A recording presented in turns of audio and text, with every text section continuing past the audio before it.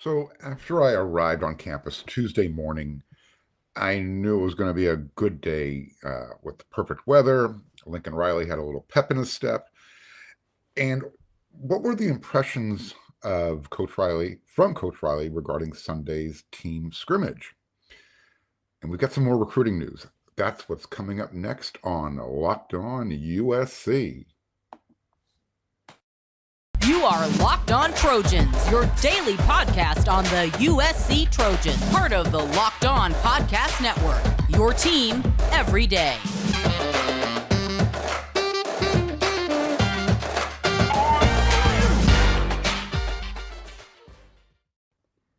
Fight on, everyone. I'm your host, Marc Hulkin, and thanks for making Locked On USC your first listen. Whether you're watching on YouTube or wherever you download your podcast, we're free. And we appreciate you watching and coming along for the ride. So if you are watching YouTube, go ahead and hit that subscribe button and give me some feedback. Tell me what you like. Tell me what you don't like. I found out from one loyal listener watcher that they didn't like the basketball update. I guess USC really is a football school. Nevertheless, we will cover USC football and basketball as we get closer into the season, but we will stick with football for right now.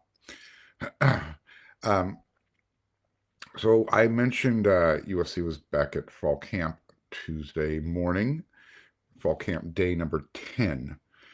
And Lincoln, he definitely had some pep in his step. He had a big, huge smile. I think he liked what he saw on film after Sunday's scrimmage.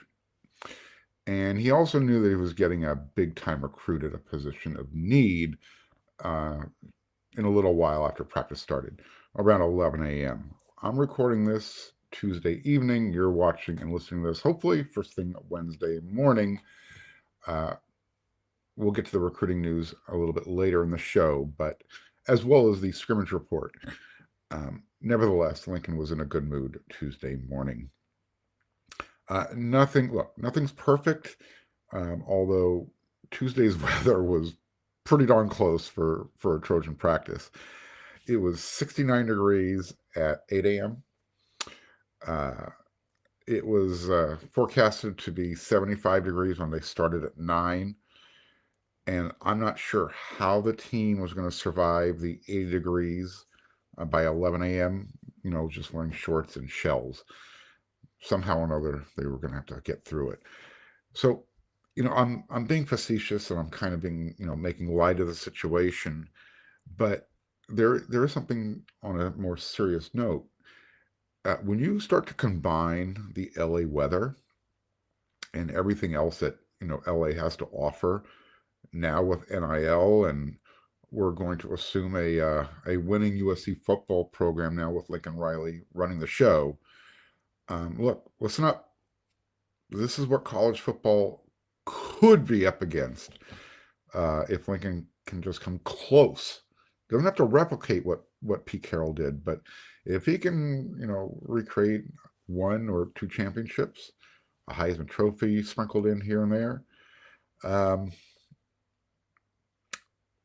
the rest of the college football world is going to have to contend with that. Again, that's a long ways away, but when USC football is winning, they're hard to recruit against, and these are the things that kind of NIL is part of the equation now. So we'll see what happens year 1 with Lincoln Riley, but today was a good day.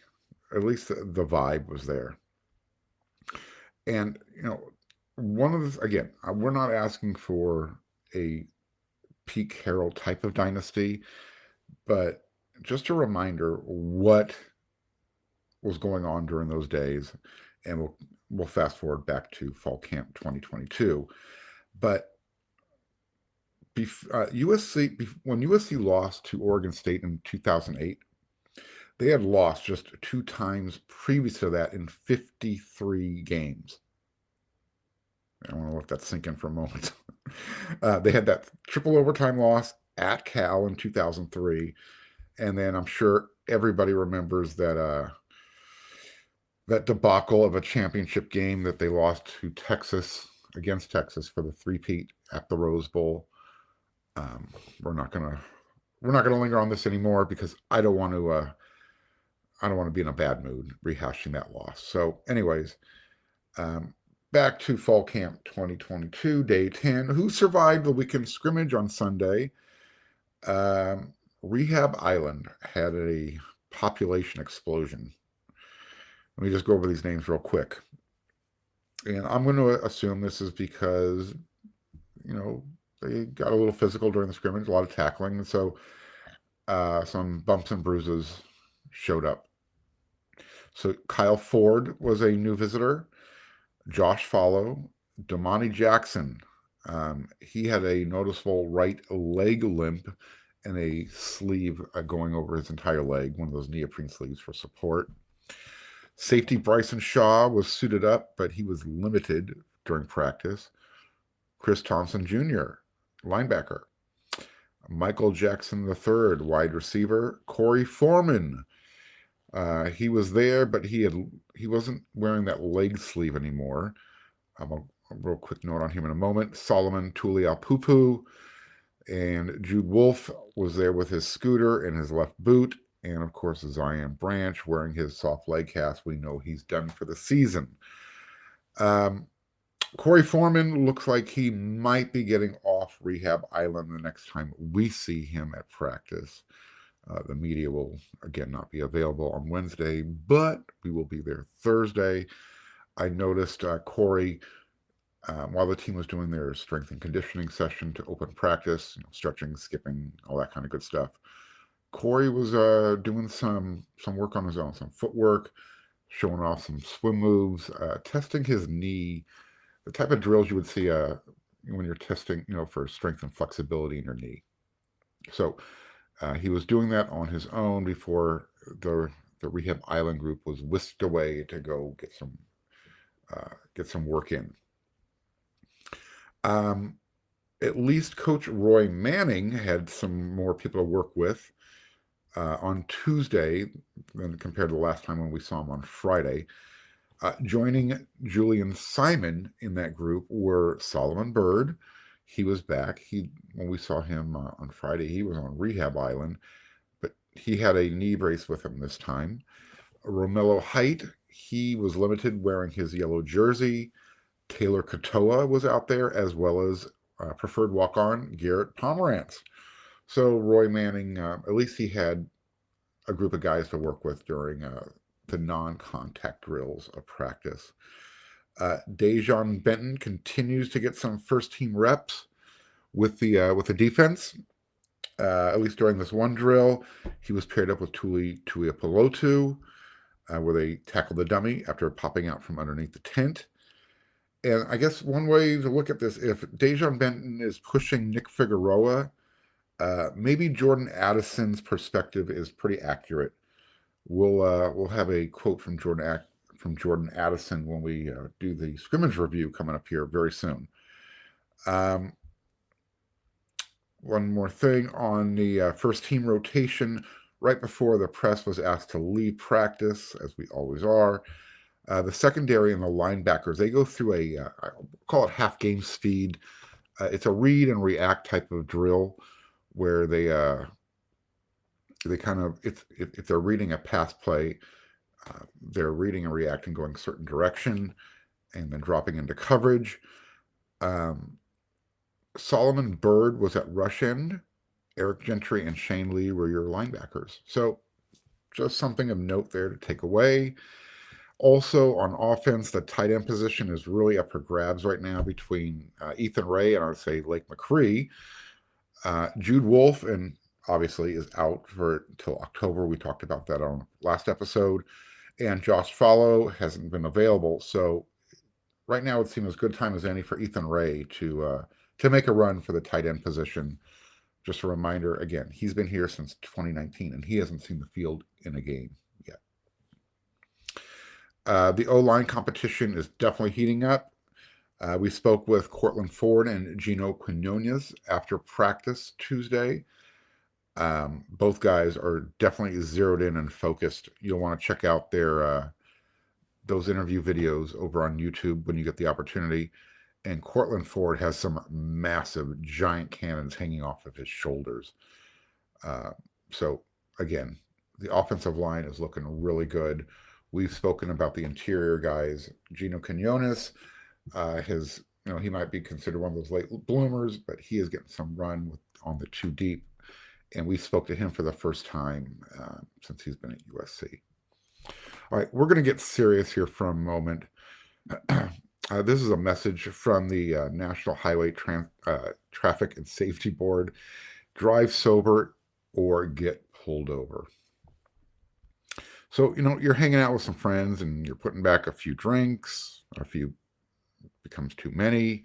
And as the evening comes to an end, a few people start to head out and you think, you think of calling for a ride, but you say, nah, you live nearby, you can make it home okay, it's no big deal. What are the odds you're going to get pulled over anyway, right? And even so, what's the worst that could happen? Your insurance goes up, you lose your license, you lose your job, you total your car, you kill someone. Everyone knows about the risks of driving drunk. The results are tragic and often deadly. However, that still doesn't stop everyone from getting behind the wheel while under the influence. That's why police officers are out there right now looking for impaired drivers on our roads to save lives. So if you think you're okay to drive after a few drinks, think again. Play it safe and plan ahead to get a ride. It only takes one mistake to change your life or someone else's forever. Drive sober or get pulled over. This is really personal to me, and I'm sure to a lot of you out there. We all know someone who has been affected by drunk driving in one way or another. Don't be someone that affects somebody else's life. All right. Back to a little more lighthearted stuff. Mentioned at the top of the show, Lincoln Riley was in a really good mood. And I think that's because he liked what he saw on film after the scrimmage. And you can go check out Lincoln Riley's interview after practice on YouTube. It's all over the place. We got one up there from wearesc.com, USC Athletics. You'll find it. Just do Lincoln Riley. It's out there. He did say that both sides of the ball had their moments. Remember last week, Lincoln mentioned that the defense was probably slightly ahead of the offense when we spoke to him last. Both Caleb Williams and Miller Moss got a shout out for having command of the offense during their opportunities. Defensively, two names that he mentioned were Eric Gentry and cornerback Prophet Brown. They were highlighted for their interceptions at the scrimmage. Riley said both were, quote unquote, outstanding plays. Lincoln Riley, regarding Gentry, he mentioned that his length and playmaking ability, his nose for the ball, kind of stick out. It's rare to have a guy who has that type of length and also that type of athleticism. You'll love it defensively. You love his instincts. He's getting more comfortable in our system, making less mistakes each day. From an offensive perspective, guys like that are a pain. He's done a really nice job of it. So this was the first time that the offense and defense participated in a full field live tackling scrimmage. They've had different situations during practice, but this was a scrimmage type of thing they went through on Sunday, practice thing. He said, we've done a lot of short yardage work, but this was a different type of animal, end quote. It was great because you were able to evaluate the offensive players and how they react in the open field. And then obviously, defensively, you get that same type of evaluation. He went on, because a lot of this has become so much of an open space game. Riley said there were some tremendous one-on-one tackles from the defense, but ultimately the scrimmage produced plenty of film to coach off of on both sides. So if you're reading between the lines there's still work to be done. Again, last week, Riley intimated that the defense was ahead of the offense. I think after his comments, the offense caught up during the scrimmage. So the defense probably missed some opportunities to make some open field tackles. Jordan Addison, he felt like the USC pass rush has really stood out. In fact, quote, out there at receiver, that's who we're racing. We're racing that pass rush, end quote. Okay, it's interesting. So I guess one way to look at this is the O-line holding on for dear life? Or is Jordan just kind of spreading the sugar around a little bit? I say we take the positive message out of this and say the D-line is doing very well. I think the offensive line is also doing very well from all accounts. And this is just Jordan Addison's way of saying, hey, we don't have a lot of time to get open. The defensive line is coming along just fine. And I'm sure USC fans, you want to hear that. So we won't know until we get to see it in person. And we won't see that until you guys get to see that when they kick off against Rice, which will, by the time you're watching the show, will be 17 days from now. Keeping on the Jordan Addison tangent, Lincoln Riley said that as far as getting creative with Addison in the USC offense, quote, I think your best players, you're always going to tailor it to those guys and to do things and try and fit things for them, end quote. We still only had 10 practices with him. I think we're still figuring him out, his intricacies and how he fits, but he's an impressive kid. He's a very consistent worker, and he's a playmaker, end quote. So overall on the scrimmage, Lincoln felt the offense won Sunday, but the defense had 2 strong days before that. And then I'm just going to get this quote out of the way. He wants them to continue to be very much an overall back and forth camp. Riley also said, when he leaves the field, one group is going to be happy, one group's going to be pissed. So for me, you're happy and mad both at the same time, and that's how I should feel as a head coach. You feel that back and forth, and when both sides are having success and both sides are being challenged, and I think that's what's happening right now, end quote. So the team will close out fall camp on Saturday, and then the following week, classes start, and then they go into 0 week, where they start going into their game week practice routine. They're 2 weeks away from kickoff at that point. We're getting close, guys. 2 weeks away. All right. I also mentioned Lincoln Riley was in a good mood at the top of the show because of some recruiting information. Well, Alani Noah, the 3-star interior offensive lineman out of Grant High School in Sacramento, California, picked USC over the Oregon Ducks Tuesday while the team was still practicing. And that makes 2 wins in a row for USC over the Ducks. And as usual, Gavin Morris likes to jump on social media when USC gets a recruiting win. Especially when it's against that team from up north. So he and Coach Henson, they hit up social media for a quickie. You got to go check that up on YouTube or Instagram. They were in their good mood vibe, and Josh Henson is learning how to use Twitter, or somebody's helping him learn how to use Twitter. He had a really good tweet after Noah made his verbal commitment announcement. Noah said that he picked USC over. Basically, he picked USC because of the family vibe, and he didn't feel like he had to change his personality, and that USC's academics were better than the others who were recruiting him. Take that for what it's worth. We know that the final 2 schools were USC and Oregon. Basically, Noah had the entire Pac-12 give him an offer, save for Stanford. And with Noah's commitment, that gives USC a total of 16 in this class, in their 2023 class. And 1/4 of them are offensive linemen.